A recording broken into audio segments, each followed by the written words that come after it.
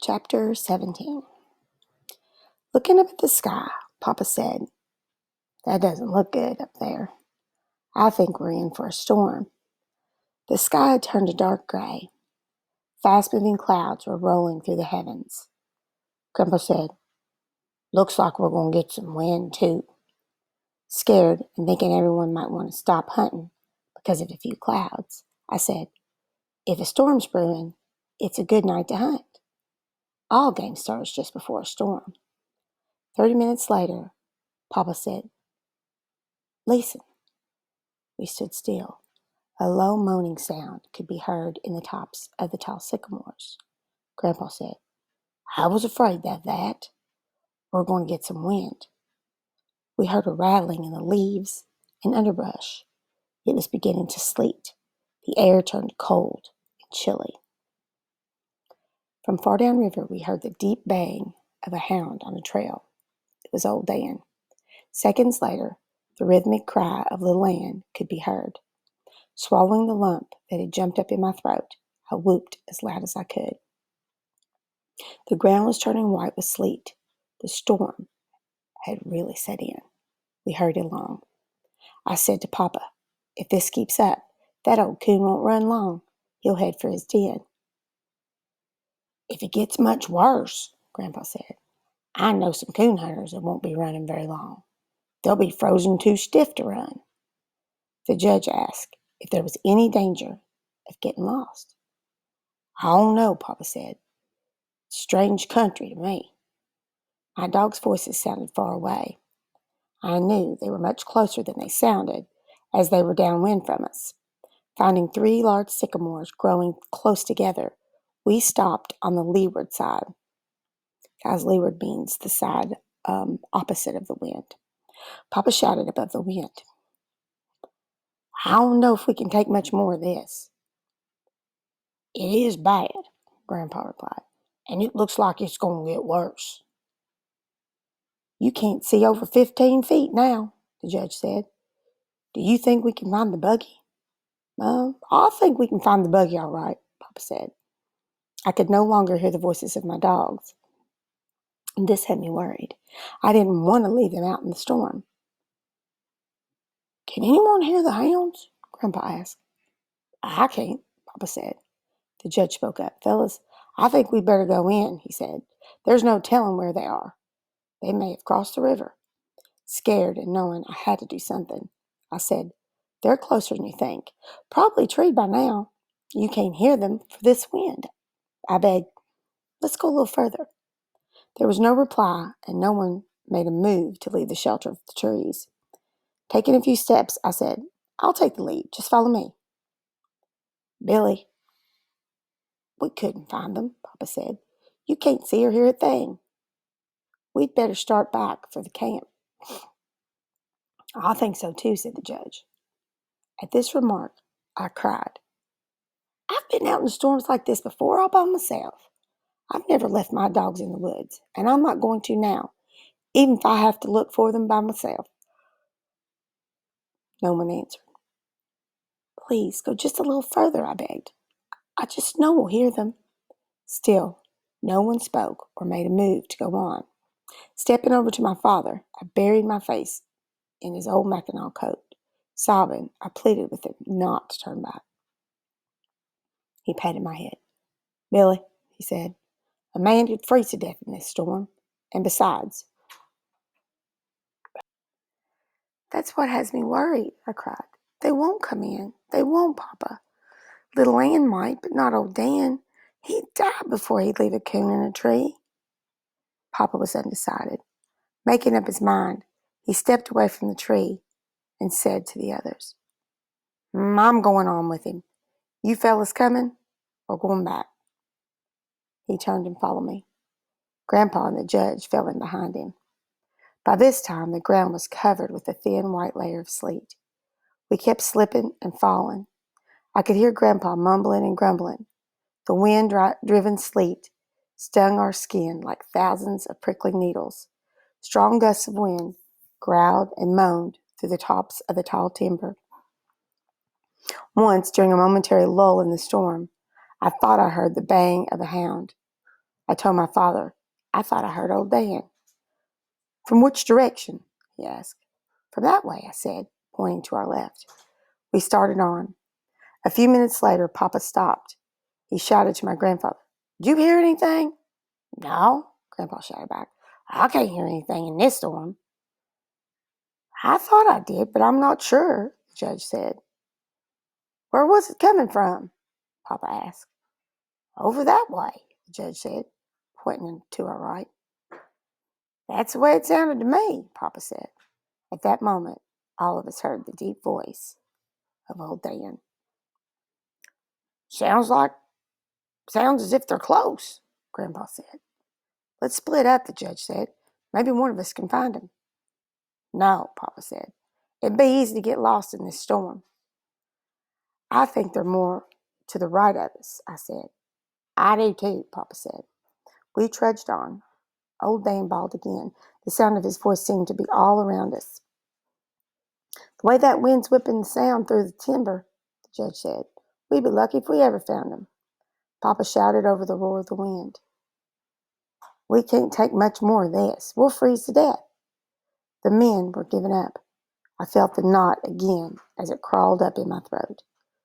Salt water froze on my eyelashes. Kneeling down, I put my ear close to the icy ground in hopes I could hear my dogs. But I couldn't hear anything above the roar of the blizzard. Standing up, I peered this way and that. All I could see was a white wall of whirling sleet. I closed my eyes and said a silent prayer and hoped for a miracle. We heard the sharp crack and a loud crashing noise. A large limb torn from a tree by the strong wind fell to the ground. The sharp crack of the limb gave me the idea. Shouting to my father, I said, Shoot the gun. If my dogs are close enough to hear it, maybe little Ann will come to us. Papa didn't hesitate. Pointing the gun higher over his head, he pulled the trigger. The sharp crack rang out into the teeth of the storm. We waited. Just then, just when I had given up all hope and had sunk to the lowest depth of despair, out of the white wall of driving sleet, my little dog came to me. I knelt down and gathered her in my arms. Taking one of the lead ropes from my pocket, I tied it to her collar and said, Find him, little girl. Please find old Dan. Right then, I didn't care about coons, gold cups, or anything. All I wanted was my dogs. I don't know how she did it. Straight into the face of the storm, she led us. Time after time, she would stop and turn her head this way and that. I knew she couldn't scent or see anything. Instinct alone was guiding her. Over a winding and twisting trail, we followed. Coming out of the bottom, she led us into a thick canebrake. The tall stalks sheltered us from the storm. The roaring of the wind didn't seem as loud. Like ghostly figures, large trees loomed out of the almost solid mass. Falling and stumbling, we kept pushing on. Grandpa shouted, Hold on a minute, I'm just about all in. We stopped. Do you think that hound knows what she's doing? The judge asked. Maybe we're just running around in circles. Looking at me, Papa said, I hope she does. Some of these canebrakes cover miles. If we get lost in here, we'll be in a bad shape. Grandpa said, I think we've gone too far. Last time I heard old Dan, he sounded quite close. That's because the wind carried the sound, I said. The judge spoke up. Fellas, no dog is worth the lives of 3 men. Now let's do the smart thing and get out of here while we can. Our clothes are wet. If we keep on wandering around this jungle, we'll freeze to death. It doesn't look like this blizzard is ever going to let up. I could hear the roar of the blizzard back in the thick timber of the bottoms. 2 large limbs being rubbed together by the strong wind made a grinding, creaking sound. The tall, slender cane around us rattled and swayed. I could feel the silence closing in, and I knew the judge's cold logic had had its effect on my father and grandfather. The men had given up. There was no hope left in me. Kneeling down, I put my arms around little Ann. I felt the warm heat from her moist tongue caressing my ear. Closing my eyes, I said, Please, Dan, bawl one more time. Just one more time. I waited for my plea to be answered. With its loud roaring, the north wind seemed to be laughing at us. All around, tall stalks of cane were weaving and dancing to the rattling rhythm of their knife-edged blades. My father tried to talk above the wind, but his words were lost in the storm. Just before another blast, clear as a foghorn on a stormy sea, old Dan's voice rang loud and clear. It seemed louder than the roar of the wind or the skeleton-like rustling of the tall, swaying cane. I jumped to my feet. My heart did a complete flip-flop. The knot in my throat felt as big as an apple. I tried to whoop, but it was no use. Little Ann bawled and tugged on the rope. There was no mistaking the direction. We knew that little Ann had been right all along. Straight as an arrow, she had led us to him. Old Dan was treed down in a deep gully. I slid off the bank and ran to him. His back was covered with a layer of frozen sleet. His frost-covered whiskers stood out straight as porcupine's quills. I worked the wedges of ice from between his toes and scraped the sleet from his body with my hands. Little Ann came over and tried to wash his face. He didn't like it. Jerking loose from me, he ran over to the tree, reared up on it, and started bawling. Hearing shouting from the bank above me, I looked up. I could dimly see Papa and the judge through the driving sleet. At first I thought they were shouting to me, but on peering closer I could see that they had their backs to me, catching a hold of some long stalks of cane that were hanging down from the steep bank. I pulled myself up. Papa shouted in my ear, "Something's happened to your grandfather." Turning to the judge, he said, "He was behind you. When was the last time you saw him?" "I don't know for sure," the judge said. "I guess it was back there when we heard the hound bawl."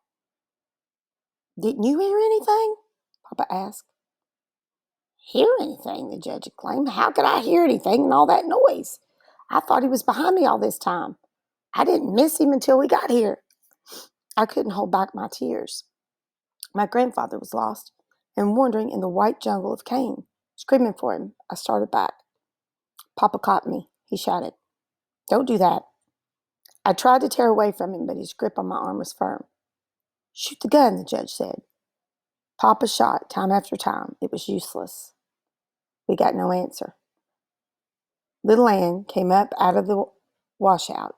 She stood and stared at me. Turning, she disappeared quickly in the thick cane. Minutes later, we heard her. It was a long, mournful cry. The only times I had ever heard my little dog bawl like that were when she was baying at a bright Ozark moon, or when someone played a French harp or a fiddle close to her ear. She didn't stop until we reached her. Grandpa lay as he had fallen, face down in the icy sleet. His right foot was wedged in the fork of a broken box elder limb. When the ankle had twisted, the searing pain must have made him unconscious. Papa worked Grandpa's foot free and turned him over. I sat down and placed his head in my lap. While Papa and the judge massaged his arms and legs, I wiped the frozen sleep from his eyes and face. Burying my face in the iron gray hair, I cried and begged God not to let my grandfather die. "I think he's gone," the judge said. "I don't think so," Papa said. "He took a bad fall when that limb tripped him, but he hasn't been lying here long enough to be frozen. I think he's just unconscious." Papa lifted him to a sitting position and told the judge to start slapping his face. Grandpa moaned and moved his head. "He's coming around," Papa said. I asked Papa if we could get him back to the gully where old Dan was. I had noticed there was very little wind there, and we could build a fire. "That's the very place," he said. "We'll build a good fire, and one of us can go for help." Papa and the judge made a seat by catching each other's wrists, and they eased Grandpa between them. By the time we reached the washout, Grandpa was fully conscious again and was mumbling and grumbling. He couldn't see why they had to carry him like a baby. After easing him over the bank and down into the gully, we built a large fire. Papa took his knife and cut the boot from Grandpa's swollen foot. Grandpa grunted and groaned from the pain. I felt sorry for him, but there was nothing I could do but look on. Papa examined the foot. Shaking his head, he said, "Boy, that's a bad one. It's either broken or badly sprained. I'll go for some help." Grandpa said, "Now, wait just a minute. I'm not going to let you go out in that blizzard by yourself. What if something happens to you? No one would know." "What time is it?" he asked. The judge looked at his watch. "It's almost 5 o'clock," he said. "It's not that long till daylight," Grandpa said. Then if you want to go, you see where you're going. Now, help me get propped up against this bank. I'll be all right. It doesn't hurt anymore. It's numb now." "He's right," the judge said. "Think you can stand it?" Papa said. Grandpa roared like a bear. "Sure, I can stand it. It's nothing but a sprained ankle. I'm not going to die. Build that fire up a little more." While Papa and the judge made Grandpa comfortable, I carried wood for the fire. "There's no use in standing around gawking at me," Grandpa said. "I'm all right. Get the coon out of that tree. That's what we came for, isn't it?" Up until then, the coon hunting had practically been forgotten. The tree was about 30 feet from our fire. We walked over and took a good look at it for the first time. My dogs, seeing we were finally going to pay some attention to them, started bawling and running around the tree. Papa said, "Hey, it's not much of a tree, just an old box elder snag. There's not a limb on it." "Well, I can't see any coon," said the judge. "Must be a hollow." Papa beat on the side of it with an axe. It gave forth a loud, booming sound. He said, "It's hollow, all right." He stepped back a few steps, scraped his feet on the slick ground for a good footing, and said, "Stand back and hold those hounds. I'm going to cut it down. We need some wood for our fire anyway." Squatting down between my dogs, I held on to their collars. Papa notched the old snag so it would fall away from our fire. As the heavy axe shooed its way into the tree, it began to lean and crack. Papa stopped chopping. He said to the judge, "You come on and help me. I think we can push it over now." After much grunting and pushing, snapping and popping, it fell. I turned my dogs loose. On hitting the ground, the snag split and broke up.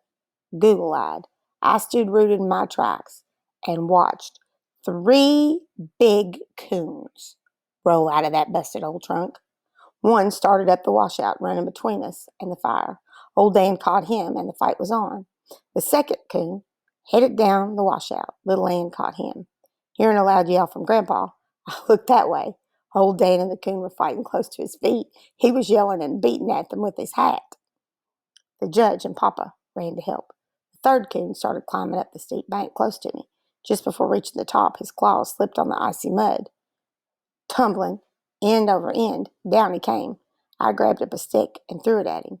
Growling and showing his teeth, he started for me. I threw the fight to him, then and there. Some 10 yards away, I looked back. He was climbing the bank. That time, he made it and disappeared into the thick canebrake. Hearing a squall of pain from Little Ann, I turned. The coon was really working her over. He had climbed up on her back and was tearing and slashing. She couldn't shake him off. Grabbing a club from the ground, I ran to help.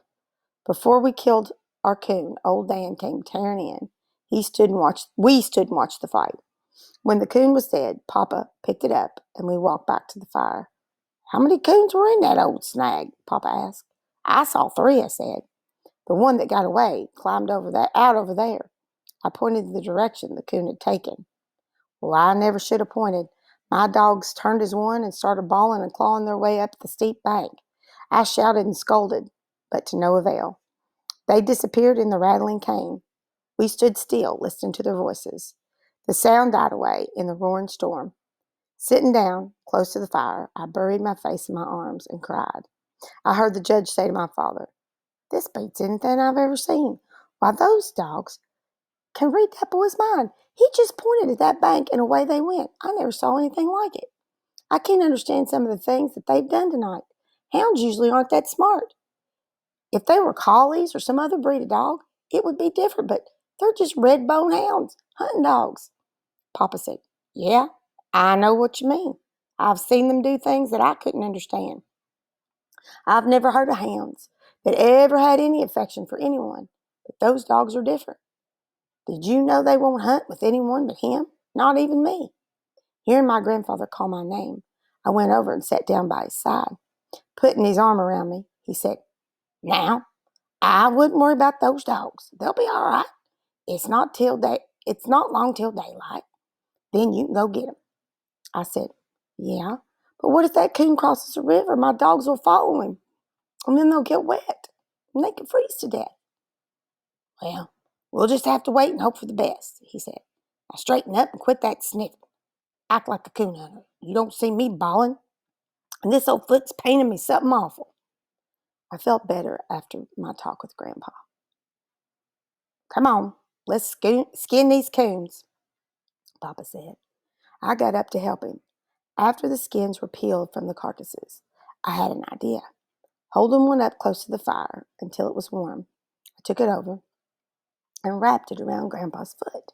Chuckling, he said, "Boy, that feels good." Heat another skin up the same way. I kept it up for the rest of the night. Chapter 18. Just before dawn, the storm blew itself out with one last angry roar. It started snowing.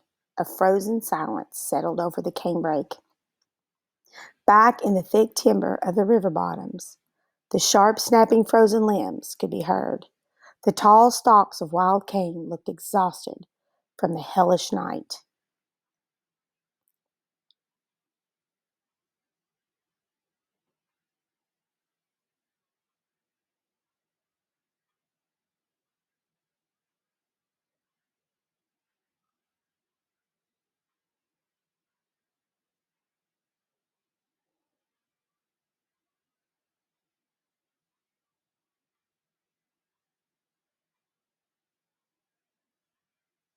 They were drooping and bending from the weight of the frozen sleet. I climbed out of the deep gully and listened for my dogs. I couldn't hear them.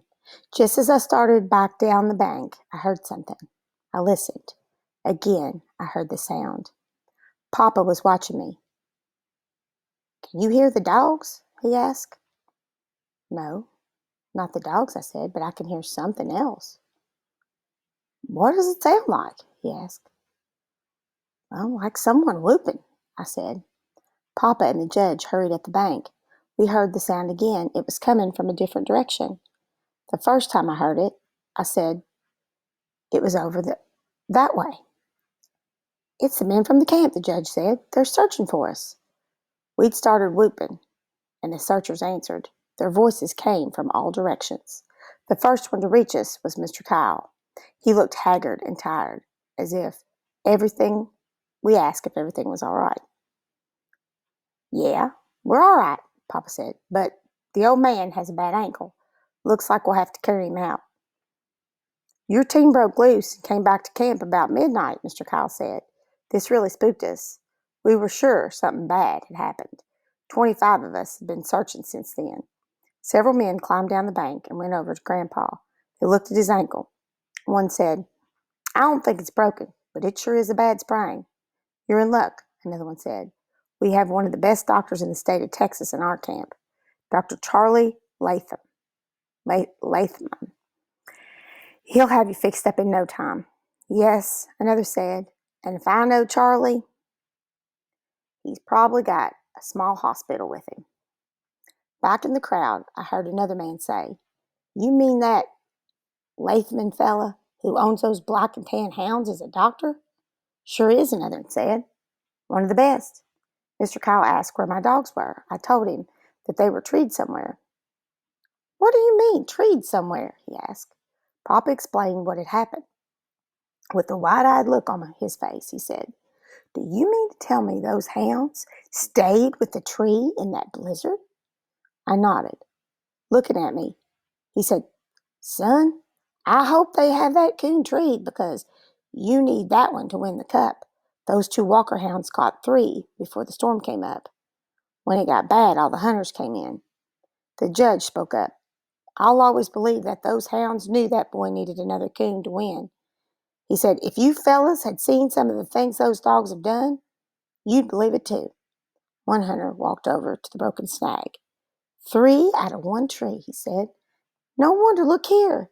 That old snag was half full of leaves and grass. Why, it was a regular old den tree." Several of the men walked over. I heard one say, "I've seen this happen before. Remember that big hunt in the Red River bottoms when the 2 little beagle hounds treed 4 coons in an old hollow snag? They won the championship too." "I wasn't there, but I remember reading about it," one said. "Say, I don't see Benson," Mr. Kyle said. The men started looking at each other. He was searching farther downriver than the rest of us, one fellow said. Maybe he didn't hear us shouting. Some of the men climbed up out of the gully. They started whooping. From the distance, we heard an answering shout. He hears us, someone said. He's coming. Everyone looked relieved. Mr. Benson struck the washout a little ways above us. He was breathing hard, as if he'd been running. He started talking as soon as he was within hearing distance. It scared me when I first saw them, he said. I didn't know what they were. They looked like white ghosts. I'd never seen anything like it. A hunter grabbed Mr. Benson by the shoulder, shaking him. Get a hold of yourself, man, he said. What are you talking about?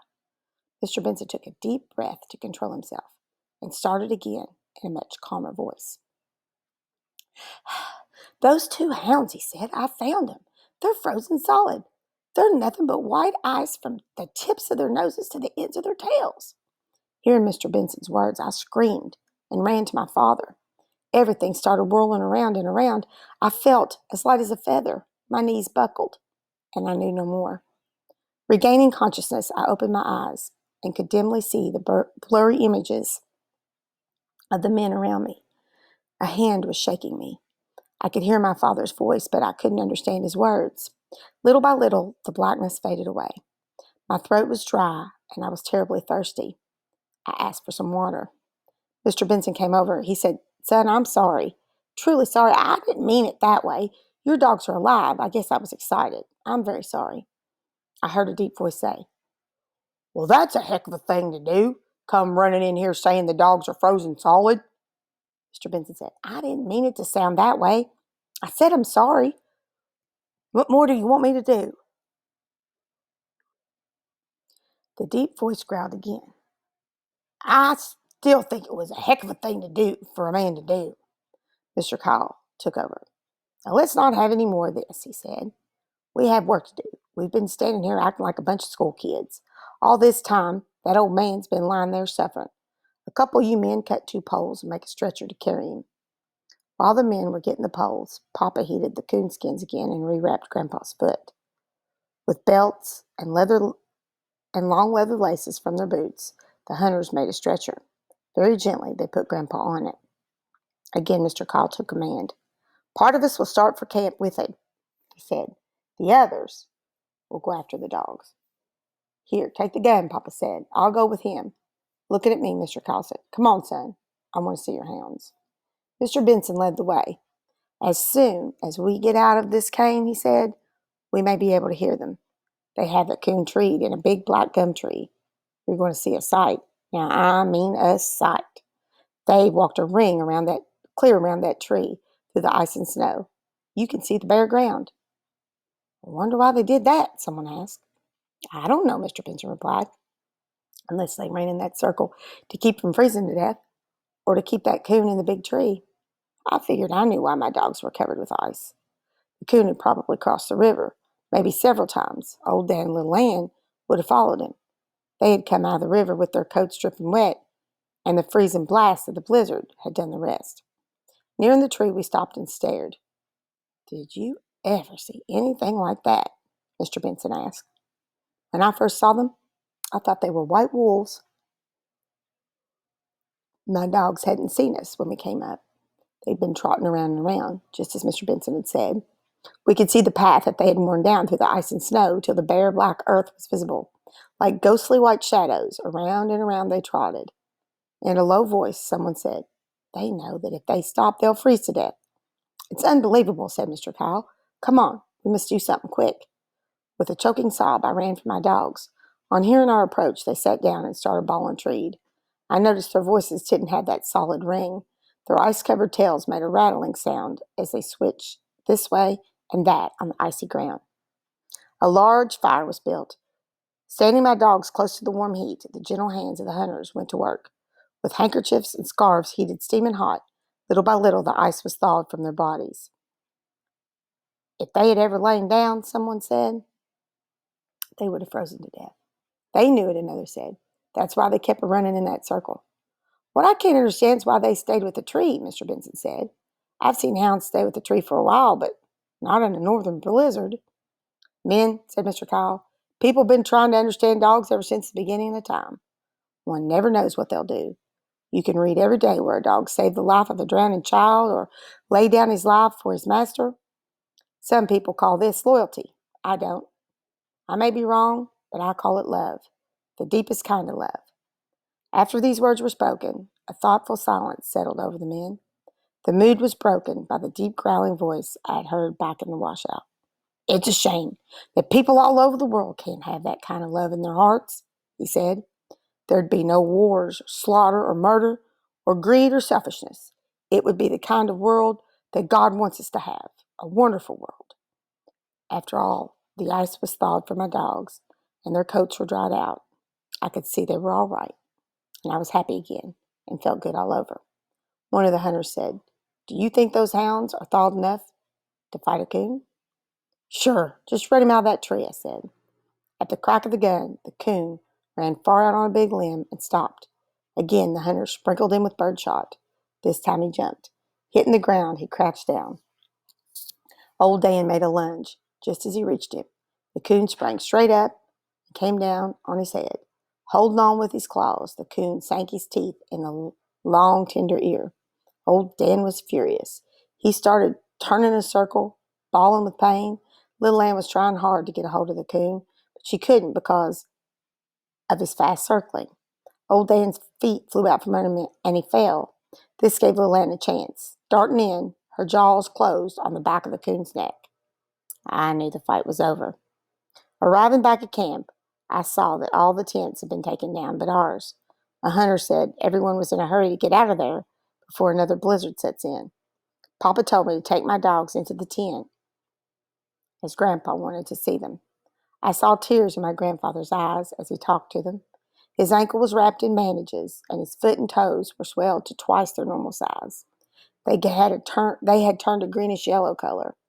Placing my hand on his foot, I could feel the feverish heat.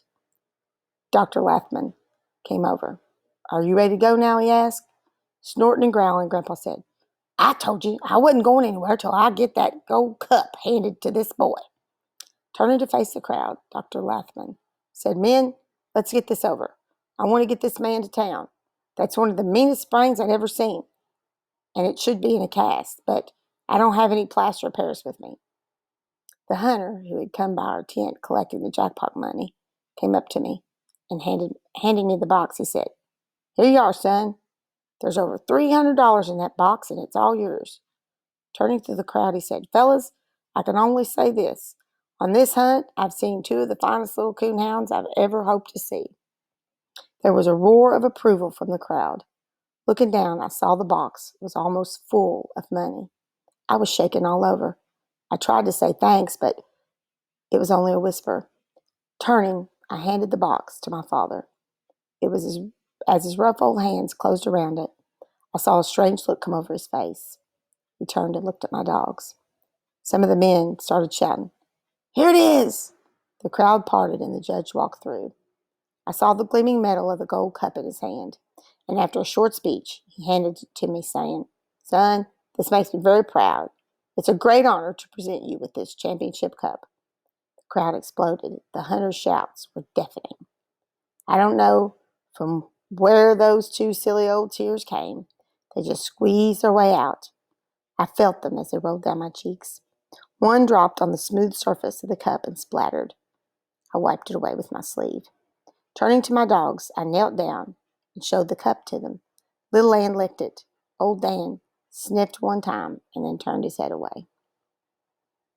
The judge said, Son, there's a place on the cup to engrave the names of your dogs. I can take it into Oklahoma City and have it done, or you can have it done yourself. The engraving charge has already been paid by the association. Looking at the cup, it seemed that far down on the gleaming shadows I could see two wide blue eyes glued to a window pane. I knew that my little sister was watching the road and waiting for our return. Looking back at the judge, I said, If you don't mind, I'll take it with me. My grandfather can send it in for me. Laughing, he said, That's all right. Handing me a slip of paper, he said, This is the address where you should send it. Grandpa said, Now that's settled. I'm ready to go to town. Turning to Papa, he said, You'll have to bring the buggy, and I wish you'd look after my stock. I know Grandma will want to go in, with us, and there'll be no one there to feed 'em. Tell Bill Lowry to come up and take care of the store. You'll find the keys in the usual place." "We'll take care of everything," Papa said. "Don't worry about a thing. I don't intend to stop until we get back, 'cause it looks like we're in for some more bad weather." I went over and kissed Grandpa goodbye.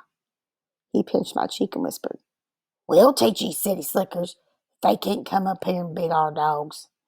I smiled. Grandpa was carried out and made comfortable in the back seat of Dr. Lathman's car. I stood and watched it as it wheezed and bounced its way out of sight. "While I'm harnessing the team," Papa said, "you take the tent down and pack your gear." On the back seat of the buggy, I made a bed out of our bedclothes. Down on the floorboards, I fixed a nice place for my dogs. All through the night, the creaking wheels of our buggy moved on. Several times I woke up. My father had wrapped a tarp around himself. Reaching down, I could feel my dogs. They were warm and comfortable. Early the next morning, we stopped for breakfast while Papa tended to the team. I turned my dogs loose and let them stretch. "We made good time last night," Papa said. "If everything goes right, we'll be home long before dark." Reaching Grandpa's store in the middle of the afternoon, Papa said, "I'll put the team in the barn and feed the stock while you unload the buggy." Coming back from the barn, he said, "In the morning, I'll go over and tell Bill Lowry to come up and open the store." Looking around, he said, "It snowed more here than it did where we were hunting." Feeling big and important, I said, "I don't like the looks of this weather. We better be scooting for home." Papa laughed. "Sure you're not in a hurry to get home to show off that gold cup?" he asked. A smile was my only answer. 200 yards this side of our home, the road made a turn around a low foothill, shutting our house from view. Papa said, "You're going to see a scramble as soon as we round that bend." It was more than a stampede than a scramble. The little one came out first, and all but tore the screen door off its hinges. The older girls passed just beyond the gate. In her hurry, she slipped and fell face down in the snow. She started crying. The older girls ran up, asking for the cup. Holding it high over my head, I said, "Now wait a minute. I got another one for you two." I held the small silver cup out for them. While they were fighting over it, I ran to the little one. Picking her up, I brushed the snow from her long braided hair and tear-stained face. I told her there was no use to cry. I had brought the gold cup to her, and no one else was going to get it. Reaching for the cup, she wrapped her small arms around it, squeezing it up tight. She ran for the house to show Mama. Mama came out on the porch. She was just as excited as the girls were. She held out her arms, and I ran to her. She hugged and kissed me. "It's good to have you home," she said. "Look what I have, Mama," the little one cried, "and it's all mine." She held the golden cup out in her two small hands. As Mama took the beautiful cup, she looked at me. She started to say something, but was interrupted by the cries from the other girls. "We have one too, Mama," they cried, "and it's just as pretty as that one."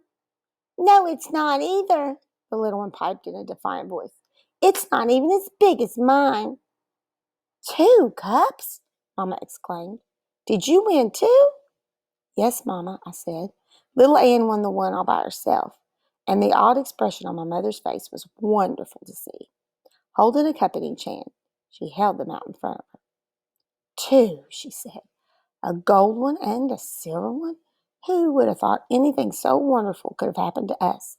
I'm so proud, so very proud." Handing the cups back to the girls, she walked over to Papa. After kissing him, she said, "I just can't believe everything that has happened. I'm so glad you went along. Did you enjoy yourself?" With a smile on his face, Papa almost shouted, "Enjoy myself? Why, I never had such a good time in my life." His voice trailed off in a low calm. "That is, except for one thing. Grandpa had a bad accident." "Yeah, I know," Mama said. "One of Tom Logan's boys was at the store when they arrived. He came by and told us all about it. The doctor said it wasn't as bad as it looked. He was pretty sure Grandpa would be home in a few days." I was happy to hear this news, and could tell by the pleased look on my father's face. He was glad to hear it too. On entering the house, Papa said, "Oh, I almost forgot." He handed the box of money to Mama. "What's this?" she asked. "Oh, it's just a little gift from old Dan and little Ann," Papa said. Mama opened the box.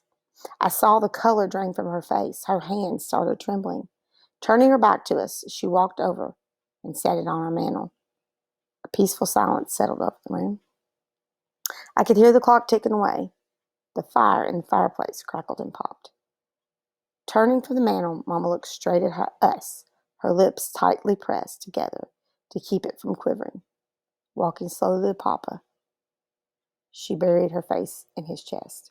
I heard her say, "Thank God, my prayers have been answered." There was a celebration in our home that night. To me, it was like a second Christmas.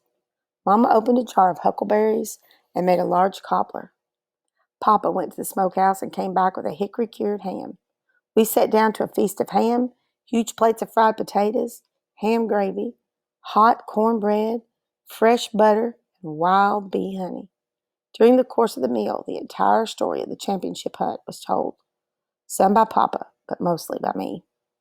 Just when everything was so perfect and peaceful, an argument sprang up between the two oldest girls.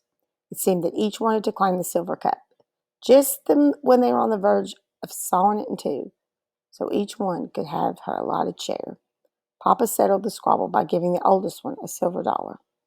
Once again, peace and harmony was restored. That night, as I was preparing for bed, a light flashed by my window. Puzzled, I tiptoed over and peeked through the pane. It was Mama, carrying my lantern and two large plates heaped high with food. She was heading for the doghouse. Setting the light down on the ground in front of it, she called to my dogs. While they were eating, Mama did something I couldn't understand. She knelt down on her knees in prayer. After they had eaten their food, Mama started petting them. I could hear her voice, but couldn't make out her words. Whatever she was saying must have pleased them. Little Ann wiggled and twisted. Even old Dan wagged his long red tail, which was very unusual. Papa came out, and I saw him put his arms around Mama. Side by side, they stood for several minutes looking at my dogs. When they turned to enter the house, I saw Mama dab at her eyes with her apron. Lying in bed, staring into the darkness, I tried hard to figure out the strange actions of my parents. Why had Mama knelt in prayer in front of my dogs? Why had she wept? I was running all the whys around in my mind when I heard them talking. "I know," Papa said, "but I think there's a way. I'm going to have to talk to Grandpa. I don't think that old foot of his is ever going to be the same again. He's going to need some help around the store." I knew they were talking about me, but I couldn't understand what they meant. Then I thought, well, that's it. They want me to help Grandpa. That would be all right with me, but I could still hunt every night. Feeling smart for figuring out their conversation, I turned over and fell asleep.